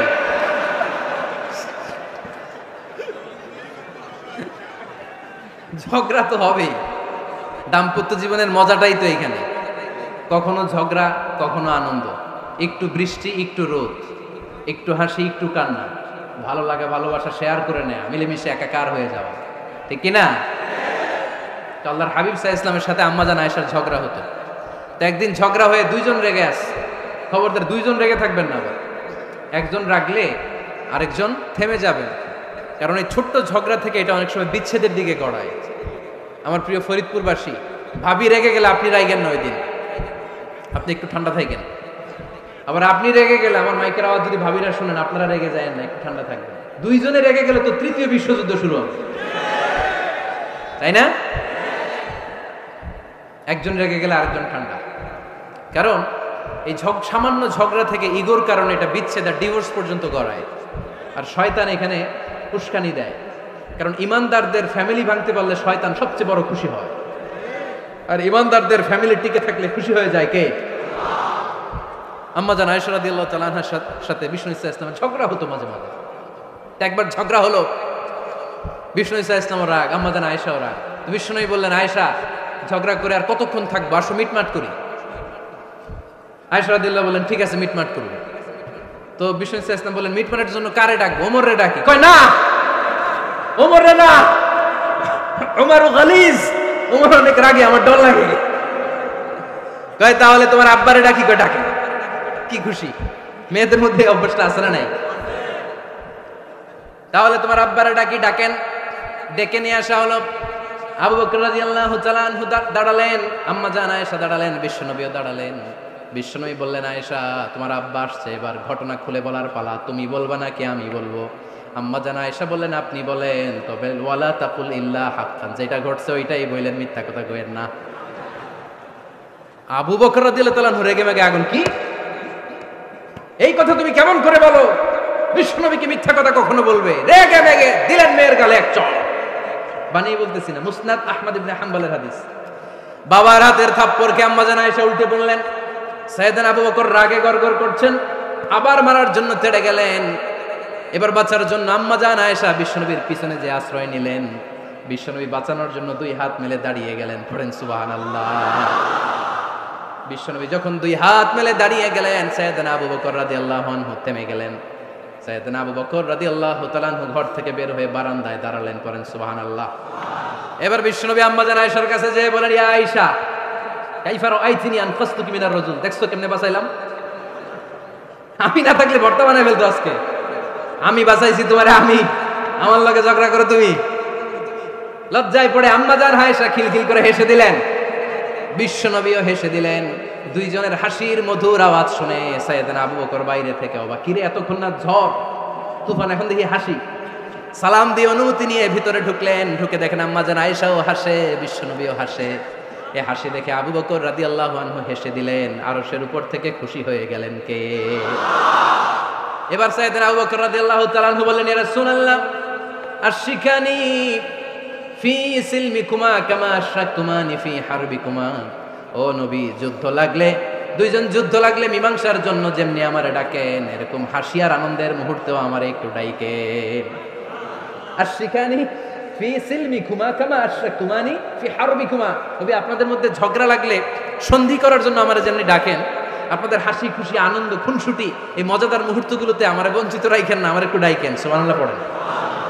এই মুসনাদে আহমদ ইবনে হাম্বলের হাদিস শোনার উদ্দেশ্য হচ্ছে, বিশ্বনবী প্রথমে ওমরে ফারুকের নাম বলেছিলেন। সাইয়েদনা আয়েশা বলে, না আমি ডরাই। হাইবাত, দিস ইজ কল্ড হাইবাত ওমর। একবার বিশ্বনবীর সব বিবিরা ধরলেন, ও নবী আমাদেরকে এটা দেন, ওইটা দেন, ঘরে এটা নাই, ওইটা নাই, ওইটা নাই। বিশ্বনবীকে, আমার কাছে কিচ্ছু নাই, যদি এমনি আমার বউ হয়ে থাকতে চাও থাকো, তাহলে তা না হলে যা লাগবে কিনে দেবো, সাথে সাথে তালাকও দিয়ে দিব। কিছু দিতে পারবো না, আমার নাই তো, সামর্থ্য নাই। কিন্তু বিবিরাও ছাড়া না, এটা দেন ওইটা দেন। বিশ্বনবী রহমতের নবী, বিবিদেরকে বুঝাতেও পারেন না। বিবিরা আবদার করতেছে, নবী এটা লাগবে ওইটা লাগবে। ইন দ্য মিন টাইম বিশ্বনবী একজনের সালাম শুনতে পেলেন। কে যেন দরজায় দাঁড়িয়ে বলতেছে, আসসালামু আলাইকুম। বিশ্বনবী দরজার দিকে তাকালেন, তাকিয়ে বললেন, ওয়া আলাইকুমুস সালাম। আর বুঝতে পারলেন এটা আমার ওমরের সালাম। সালাম দেওয়ার পরে বিবিদের দিকে তাকায় দেখে একজন বিবিও নাই, সব অন্দরমহলের ভিতরে দৌড়। সুবহানাল্লাহ পড়তে পারলেন না? This is our super hero Omar. এরকম ওমর একটা লাগবে, চিল্লায় বলেন কয়টা? একটা ওমর গোটা বিশ্বকে সোজা করে দিবে। একটা ওমর সবল আর দুর্বলের সব পার্থক্য দূর করে দিবে। মাজলুমের উপর জালিমের অত্যাচারের অবসান ঘটায় দিবে। গোটা বিশ্বটাকে সাম্য, মৈত্রী, ভালোবাসার ইনসাফ দিয়ে পরিপূর্ণ করে দিবে।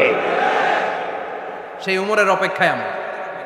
নিজের ছেলেকে 80টা বেত মেরেছেন। কয়টা? 80টা বেত মেরেছে। এই ব্যাপারে অনেকগুলো বর্ণনা পাওয়া যায়।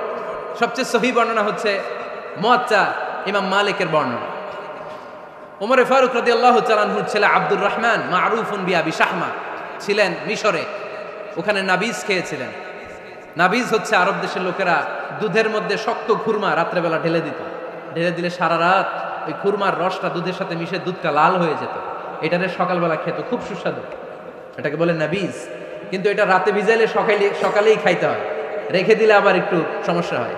এটা অনেকটা তারির মতো হয়ে যায়, মাতলামি চলে আসে। তো ওমরে ফারুকের ছেলে নাবিজ খেয়েছেন, মদ খাননি, নাবিজ। কিন্তু নাবিজ খাওয়াতে সাকরান চলে এসেছে। সাকরান চলে আসাতে এটা যখন প্রমাণিত হয়েছে, আমর ইবনে আস রাদিয়াল্লাহু তাআলা আনহু নাকি 80 বেত মেরেছেন মিশরে। কয় বেত? নিয়ম হচ্ছে সবার সামনে, কিন্তু সবার সামনে না মেরে একটু গোপনে মেরেছে। এই তথ্য যখন ওমরে ফারুকের কাছে এসেছে, উনি বললেন, না, মারতে হবে সবার সামনে, আলাদা মারলা কেন? ও মদিনায় ফিরে আসলে আমি আবার 80টা মারব। মদিনায় ফিরে আসার পরে সাইয়েদনা ওমরে ফারুক ওই আগের 80টারে আর ধরেন নাই, নিজ হাতে আবার 80টা বেত মেরেছেন। এই বেত মারার 1 মাস পরে এই আবু শাহমা ইন্তেকাল করেছে। অনেক ঐতিহাসিক বলে এই বেতের আঘাতে মরেছে, কেউ কেউ বলেছে নিজের রোগের কারণে মরেছে। কিন্তু দিস ইজ দ্য ইনসাফ সিস্টেম অফ ওমর। নিজের ছেলে বলে ছেড়ে দেয় নাই। এখন নিজের ছেলে হইলে 7 খুন মাফ, নেতার ছেলে হইলে 10 খুন মাফ, এলাকার মোড়লের ছেলে হইলে 10 খুন মাফ। নো পার্সিয়ালিটি ইন ইসলাম। ইসলামে পার্সিয়ালিটি নাই। আপনি নেতার ছেলে হন, আপনি বিজনেস ম্যাগনেটের ছেলে হন, আপনি যেই হন না কেন, ইসলামের দৃষ্টিতে সবাই সমান। চিল্লায় বলেন ঠিক কিনা? বনু মখজুমিয়া গোত্রের এক নারী চুরিতে ধরা পড়ল। সাহাবারা বললেন, নবী, মদিনার সবচেয়ে ভেরি প্রেস্টিজিয়াস এন্ড ডিগনিফাইড ফ্যামিলির মেয়ে, আপনি হাত কাটেন না, কারণ ইসলামের নিয়ম চুরি করলে কি কেটে দাও? বিষ্ণু বললেন, বলো কি? হাত না কাটার জন্য তোমরা আমাকে রেকমেন্ড করছো?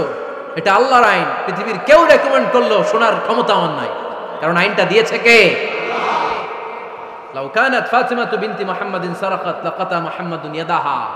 আরে বনু মাকসুমিয়া মেয়ে তো দূরের কথা, আমার কলিজার টুকরা ফাতেমাও যদি আজ চুরিতে ধরা পড়তো, তার হাত কেটে দিতে আমি 1 মিনিটও দেরি করতাম না। দিস ইজ ইসলাম। এই হচ্ছে ওমরে ফারুকের মানাকিব। এরকম ওমরে ফারুক কয়টা লাগবে? আওয়াজ করে বলতে হবে, কয়টা লাগবে?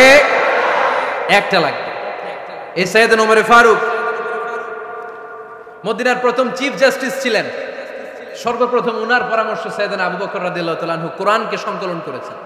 আমরা এই যে কোরআন পড়ি 30 পারা, এমদাদিয়া লাইব্রেরির 114টা সূরা কত সুন্দর সন্নিবেশ করা হয়েছে, এখানে সাজানো হয়েছে। আল্লাহর হাবিব সাল্লাল্লাহু আলাইহি ওয়াসাল্লামের সময় কি এরকম কোরআন ছিল নাকি? ছিল? খেজুর পাতার মধ্যে, গাছের বাকলের মধ্যে, ওটের বড় হাড্ডির মধ্যে আর পাথরের মধ্যে খোদাই করা কোরআন ছিল। সাইয়েদনা আবু বকরের সময়ে রাদিয়াল্লাহু তাআলা আনহুর সময় যুদ্ধ হলো, 70 জন হাফেজ সাহাবী ইন্তেকাল করলেন। সাইয়েদনা আবু বকর রাদিয়াল্লাহু তাআলা আনহুকে ডেকে ওমর ফারুক বললেন, ও আবু বকর, এইভাবে হাফেজে কোরআন সাহাবীরা যদি দুনিয়া থেকে বিদায় হয়ে যায়, আল্লাহর কোরআনও তো বিদায় হয়ে যাবে। আমার পরামর্শ হলো আপনি সব বয়োজ্যেষ্ঠ সাহাবীদেরকে একসাথে করে কোরআনের সব কাগজগুলোকে একসাথে করে একটা নির্ধারিত কপির মধ্যে কোরআনকে সংকলন করে ফেলেন। সাইয়েদনা আবু বকর বললেন, যেটা আমার নবী করেন এটা আমি কেমনে করি?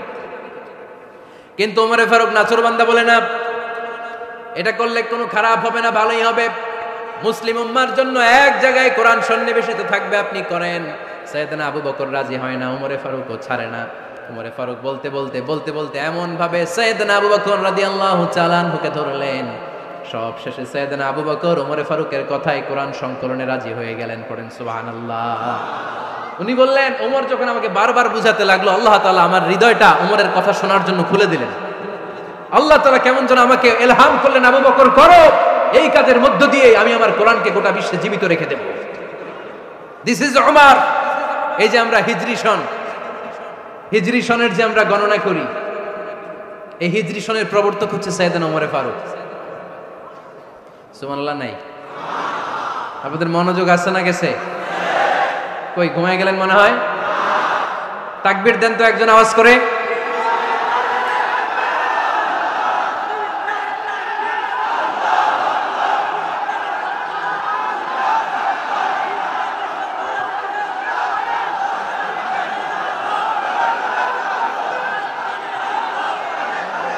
মাশাআল্লাহ, মাশাআল্লাহ। বসেন বসেন, এখনই শেষ করে দেব কিছু সময়ের মধ্যে। আমরা একসাথে বিদায় নিব ইনশাআল্লাহ। ওঠা বসা করবেন না, ওঠা বসা করবেন না, বসেন। সাইয়েদনা ওমর ফারুক এই হিজরি সনের গণনা শুরু করেছে। সাহাবারা বলল, আমিরুল মুমিনিন, খ্রিস্টানদের ঈসাই সন আছে, আমাদের মুসলমানদের কোনো সন নাই। আমাদের একটা সন থাকলে আমাদের জিজিয়া নিতে, আমাদের যাকাতে টাকা উত্তোলন করতে অনেক সুবিধা হবে।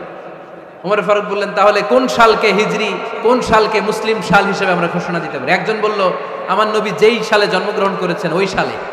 ওমর ফারুক বললেন, না, আমার নবীর জন্ম আমাদের জন্য খুশির দিন, কিন্তু এটা আমাদের জন্য প্রেরণা নয়। প্রেরণা নবীর কাজে, ঠিক কিনা? আরো কিছু সাহাবারা বলল, তাহলে যেই সালে আমার নবী ইন্তেকাল করেছে ওইটারে প্রথম সাল ধরেন। ওমর ফারুক বললেন, না, যেদিন তিনি ইন্তেকাল করেছেন এটা আমাদের দুঃখের দিন, এটা আমাদের প্রেরণা নয়।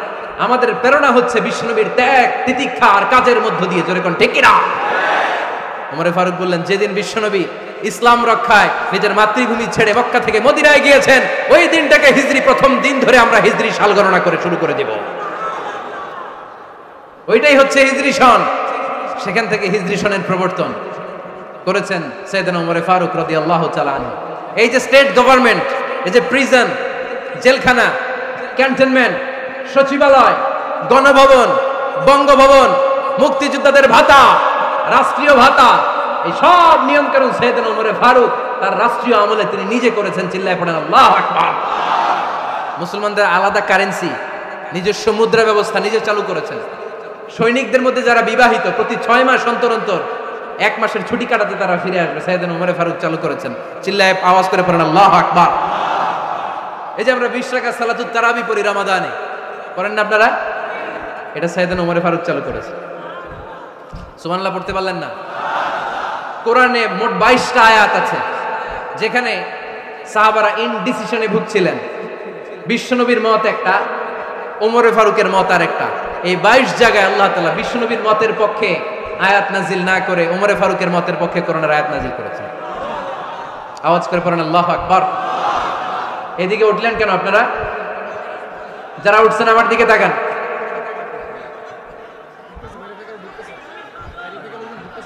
কিছু ভিতরে ঢুকতেছে, কিছু বাইরেতেছে না?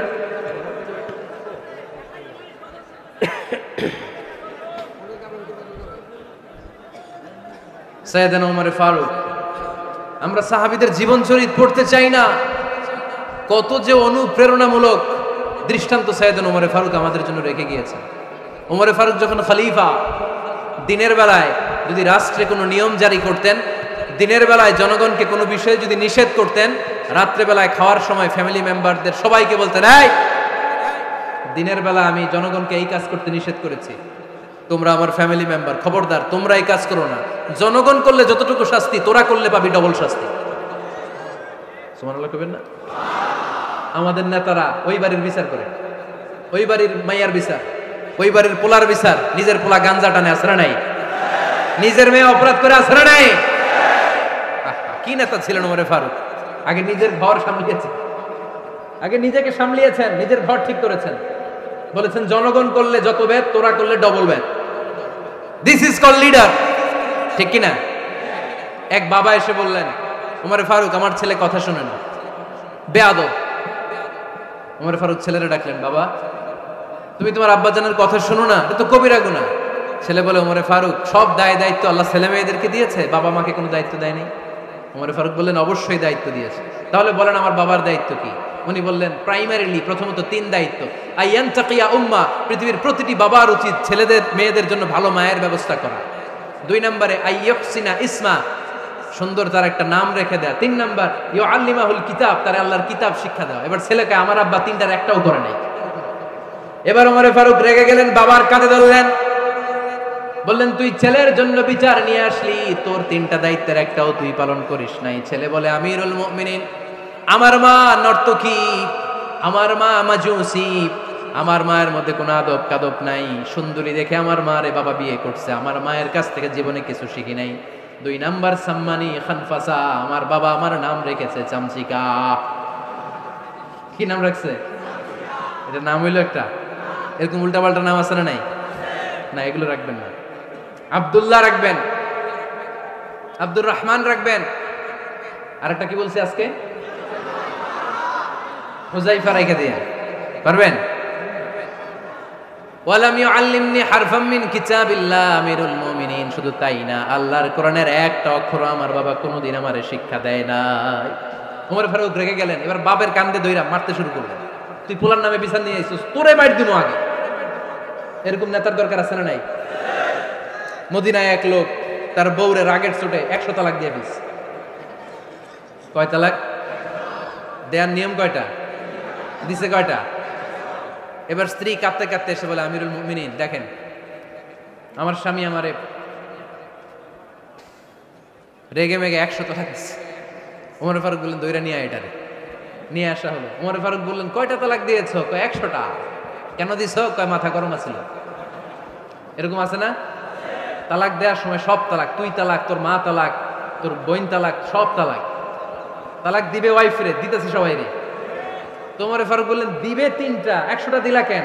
কয় মেজাজ গরম ছিল। কয় দাঁড়া, আত-তালাকু মিন শাআইরিল্লাহ, তালাক হচ্ছে আল্লাহর দেয়া বিধানের একটা নিদর্শন, এটা নিয়ে তুই খামখেয়ালি করলি। আমার রায় শোন, আমার রায় হচ্ছে 3 তালাকে তোর বউ তালাক, বাকি 97 তালাক তোর পিঠের উপরে পড়বে। এরকম বিচারের দরকার আছে না নাই? এরকম দৃষ্টান্তমূলক বিচার যদি বাংলার জমিনে দেয়া হতো, আর কোন নারী ধর্ষিতা হতো, আর কোন নারীকে অ্যাসিড মারা হতো, আর কোন নারী যৌতুকের জন্য কান্না করত? একটা আমল লাগবে, বেশি না। কয়টা লাগবে? তিনি গভর্নর সিস্টেম চালু করেছিলেন, governor system, Islamic state. Bahrain, Yemen, মিসর, কুফা, বসরা, মক্কা, মদিনা, এই 7 জায়গায় 7 জন গভর্নর পাঠিয়েছেন। তাদের থেকে তথ্য নিতেন। এই গভর্নর সিস্টেম উনি বানিয়েছেন। সাইয়েদনা আমর ইবনে আল-আস রাদিয়াল্লাহু তাআলা আনহুকে পাঠিয়েছেন মিশরে। মিশরে একটা দৌড় প্রতিযোগিতা হতো।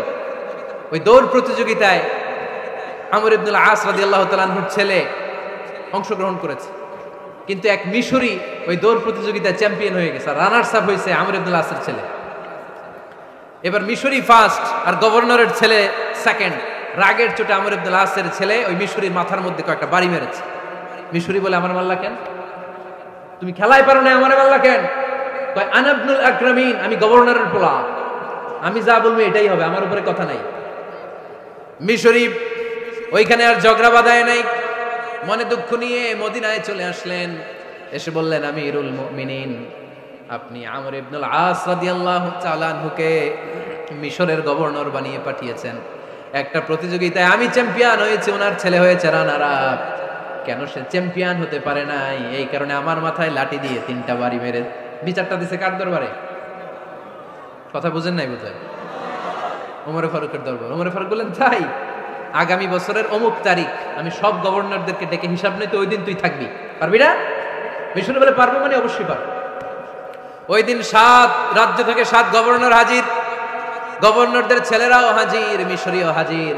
7 গভর্নরের কাছ থেকে 7 এলাকার খোঁজ খবর নেওয়ার পরে ওমরে ফারুক বললেন, আইন আল মিসরি, মিশরি লোকটা কই, এদিকে আয়। মিশরি সামনে আসার পরে বলল, আমর ইবনুল আস, তুমি মিশরের গভর্নর, তোমার ছেলে সহ তুমি আসো। আমর ইবনুল আস এসে সামনে বসে রইলেন। এবার বললেন, ও আমর ইবনুল আসের ছেলে, তুমি নাকি ইবনুল আকরামিন গভর্নরের ছেলে, তুমি যা বলবা মিশরে নাকি তাই হবে, তোমার নাকি অনেক দাপট। নিজে একটা লাঠি এনে মিশরীর হাতে দিয়ে বলল, এবার তোর মাথায় যতটা মারছে তুই ততটা গুনে গুনে মার, আমি দেখবো। আমর ইবনুল আস দেখবে, আমর ইবনুল আসের ছেলেরে তুই এখানে মার। সে বলতেছে, থাক, আপনি বলছেন এতেই যথেষ্ট, মারা লাগবে না, আমি মাফ করে দিলাম। ওমরে ফারুক বলল, খবরদার, মার, মার ওর মাথার মধ্যে। মিশরি ওমরে ফারুকের ধমক শুনে ভয়ে ভয়ে 3টা বাড়ি মারল। এই বাড়ি মারা দেখো ওমরে ফারুকের হৃদয় ঠান্ডা হয় নাই। লজ্জায় আমর ইবনুল আস, বয়স হয়ে গিয়েছে, সাহাবা, মাথা তখন টাক, মাথায় চুল নাই, লজ্জায় মাথাটা হেট হয়ে মাথাটা নিচু করে রেখেছে। এবার রাগের চোটে ওমরে ফারুক বললেন, এবার আমর ইবনুল আসের টাক মাথার মধ্যে একটা মার, মার। কেন ছেলেকে শিক্ষা দিতে পারে নাই? ইয়া আমর ইবনুল আস, মাতা জাআলতুমুন নাস আবিদা, তোমরা কখন মিশরীদেরকে নিজেদের দাস বানায় নিলা? ওয়াকাদ ওয়ালাদাতুম উম্মুহুম আহরারা, আর ওদের মায়েরা তো ওদেরকে স্বাধীন সন্তান হিসেবে প্রসব করেছে। মানুষদের উপর ক্ষমতাগিরি করার জন্য গভর্নর পাঠাই নাই, খবরদার।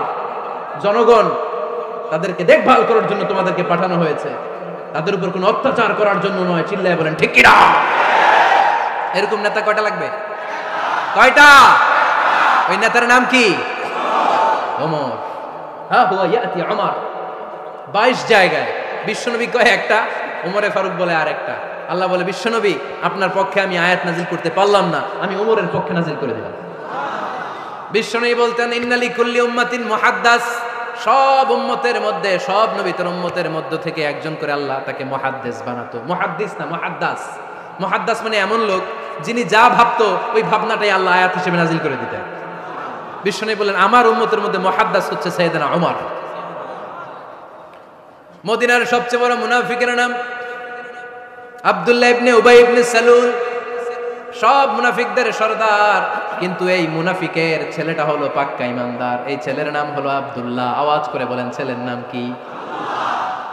আব্দুল্লাহ ইবনে উবাই ইবনে সালুল। মুনাফিক সরদার যখন ইন্তেকাল করলো, সাইয়েদনা আব্দুল্লাহ রাদিয়াল্লাহু তাআলা আনহু বিশ্বনবীর কাছে এসে চোখের পানি ছেড়ে ডেকে বলে, নবী আপনিও জানেন, আমিও জানি, মদিনার সবাই জানে আমার আব্বা মুনাফিকদের সরদার, কিন্তু আমার মন তো মানে না, আমার তো পিতা, আমার তো বাবা লাগে, আমার তো মন মানে না। আপনিও জানেন মুনাফিক, আমিও জানি মুনাফিক। নবী আপনার দরবারে কিছু আমি চাই না, আপনার গায়ের একটা জামা দেন, আপনার জামাটা পরিয়ে আমার বাবারে দাফন দিব।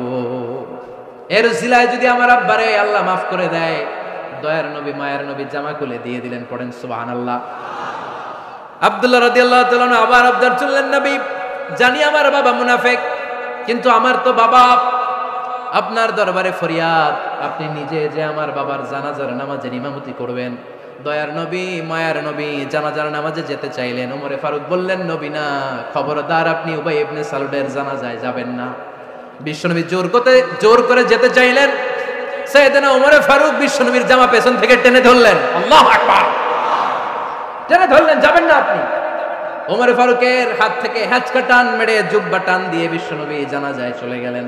রব্বুল আলামিন আয়াত নাজিল করলেন, ইস্তাগফির লাহুম আও লা তাস্তাগফির লাহুম ওয়া ইন তাস্তাগফির লাহুম 70 মাররাতান ফালান ইয়াগফিরাল্লাহু লাহুম। নবী গো, একবার নয়, দুইবার নয়, 70 বারও যদি এই মুনাফিকের জন্য আপনি ক্ষমা চান, তার জন্য ক্ষমা নাই, তার জন্য আছে জাহান্নাম। ওয়ালা তাকুম, আপনি যাবেন না আলা কবরি, কখনো তাদের জানাজায় যাবেন না। এই যে একটা ভুল করে ফেলছেন, এটা এবারই শেষ, এরপরে আর যাবেন না। সাইয়েদনা ওমর ফারুকের পক্ষে আল্লাহ তাআলা কোরআনের আয়াত নাযিল করে দিলেন। চিল্লায় পড়েন আল্লাহু আকবার। এভাবে 22টা জায়গায় ওমরে ফারুক যা বলেছে এটা নিয়ে একটা আলাদা আলোচনা হইতে হবে, আলাদা একটা আলোচনা লাগবে যে 22টা আয়াতে আল্লাহ তাআলা বিষ্ণুনবীর পক্ষে কোরআনের আয়াত নাজিল না করে সাইয়েদনা ওমরে ফারুকের পক্ষে আয়াত নাজিল করেছেন। চিল্লায় পড়েন সুবহানাল্লাহ। ওই ওমরে ফারুককে আমাদের মডেল বানানোর দরকার আছে না নাই? ওই ওমরে ফারুকের জীবনী আমাদের ছেলে মেয়েদেরকে পড়ানোর দরকার আছে না নাই? আমাদের ভবিষ্যৎ প্রজন্ম এগুলো জানে না। ওরা সালমান খান দেখে বড় হয়, ওরা শাহরুখ খান দেখে বড় হয়, ওরা ঋত্বিক রোশনকে দেখে বড় হয়, ওরা মনে করে যে এরাই বড় সুপার হিরো। আমাদের যে কত বড় সুপার হিরো আছে এরা জানেই না। নতুন প্রজন্মের কর্ণকোহরে সাইয়েদনা ওমরে ফারুকের ইতিহাস পৌঁছে দেওয়ার দরকার আছে না নাই? ওমরে ফারুকের ইন্তেকালের ঘটনাটা বলেই আমরা মোনাজাতের দিকে যাব। শুনবেন? শুনতে চান? উনি স্বপ্নে দেখলেন একটা লাল মোরগ ওনাকে 3টা ঠোকর মেরেছে। কয়টা? উনি জুমার নামাজে জিলহজ মাসের শেষ সপ্তাহে জুমার নামাজে বললেন যে একটা লাল মোরগ 3টা ঠোকর মেরেছে। মুগীরা ইবনে শুবা রাদিয়াল্লাহু তাআলা আনহুর দাস আবু লুলু আল মাজুসি, এই লোকটা খঞ্জর বানাতে পারত। মুগীরা রাদিয়াল্লাহু তাআলা আনহুর দাস। মুগীরা প্রতিদিন 4 দিরহাম করে চার্জ করত যেহেতু দাস। সে এসে বিচার দিল, আমিরুল মুমিনিন, মুগীরা আমার থেকে বেশি টাকা চায়, জুলুম করে। ওমরে ফারুক বললেন, তাই? তুমি কি কাজ জানো? বলে, আমি খঞ্জর বানাতে জানি। বাড়ি কই? পারস্য। আরে তুমি খঞ্জর বানাতে জানলে তো 4 দিরহাম অনেক কম, সে তো আরো বেশি টাকা নেওয়া দরকার ছিল তোমার থেকে। আবু লুলুর এই কথা পছন্দ হয় নাই। সে কয়, ওমর তুমি সবারে দয়া দেখাও আর আমার ক্ষেত্রে কঠিন নিয়ম বানাইলা, দাঁড়াও এই নিয়ম তোমার আমি দেখাবো। এই রাগে সে বাড়িতে যে একটা খঞ্জর বানালো। কি বানালো? খঞ্জর চিনেন? ছোট্ট ছুরি। কিছুদিন আগে ওমানের সুলতান কাবুস ইন্তেকাল করেছে, জানেন আপনারা? ওনার এই কোমরের মধ্যে খঞ্জর থাকতো, ছবিতে দেখছেন? আরব শায়েখ যারা সুলতান আমির, কোমরে কি থাকে? ছোরা থাকে, খঞ্জর। সে বাসায় যে একটা খঞ্জর বানালো, যেই খঞ্জরের 2 মাথা, লাহু রাসান ওয়া মাকবাদাতুহু ফি ওয়াসাতি, আর ধরার হ্যান্ডেলটা মাঝখানে, এদিকেও ছুরি এদিকেও ছুরি, যাতে এইভাবে এইভাবে মারা যায়। সে ধার দিতে লাগলো আর বলল, ওমর দাঁড়াও তোমার আমি দেখাবো। ওমরে ফারুক মসজিদে নববীর ইমাম, ফজরের নামাজের সময় এ আবু লুলু আল মাজুসি বুরনুস পরে, চাদর পরে, লুকিয়ে লুকিয়ে, সে অগ্নি উপাসক, মুমিন নয়। ওমরে ফারুককে অ্যাটাক করার জন্য গেলেন মসজিদে নববীতে। ওয়াকানু ইউসাল্লুনা বিগালাস, তখন ওনারা অন্ধকারে নামাজ পড়তেন। নামাজের সময় যখন হলো, লুকিয়ে লুকিয়ে প্রথম কাতারে ওমরে ফারুকের পিছনে মুয়াজ্জিনের পাশে দাঁড়ালেন, হাতে খঞ্জর। একামত হলো, ওমরে ফারুক সালাত শুরু করলেন, ফজরের সালাত, আল্লাহু আকবার। নামাজ শুরু করলেন, সূরা ফাতিহা বললেন। আরেকটা সূরা যখন পড়তে যাবেন, in the meantime Abu Lulu এই খঞ্জর নিয়ে ওমরে ফারুকের বুকের মধ্যে 3টা স্টেবিং করলেন। একটা মারলেন নাভির নিচে, মারার সাথে সাথে পাকস্থলী কেটে গেল। আরেকটা মারলেন পাজরে, পাজর ছিঁড়ে গেল। 3টা মারার পরে ওমরে ফারুক বললেন, কাতালানি আল কাল, এক কুকুর আমাকে মেরে ফেলেছে। পেছন থেকে এক সাহাবীকে টান মেরে সামনের দিকে নিয়ে গেল, তুমি নামাজের ইমামতি করো। আর ওমরে ফারুককে বাকিরা ধরাধরি করে পেছনে নিতে আরম্ভ করলেন। আর এই আত্মাই আক্রমণ যে করেছে, সে কাতারের মাঝখান দিয়ে যেতে আরম্ভ করলো আর 2 দিকে ছুরি মারতে আরম্ভ করলো। 13 জন সাহাবীর গায়ে ছুরি মেরেছে, 7 জন সাহাবা স্পট ডেথ, জায়গায় মৃত্যু।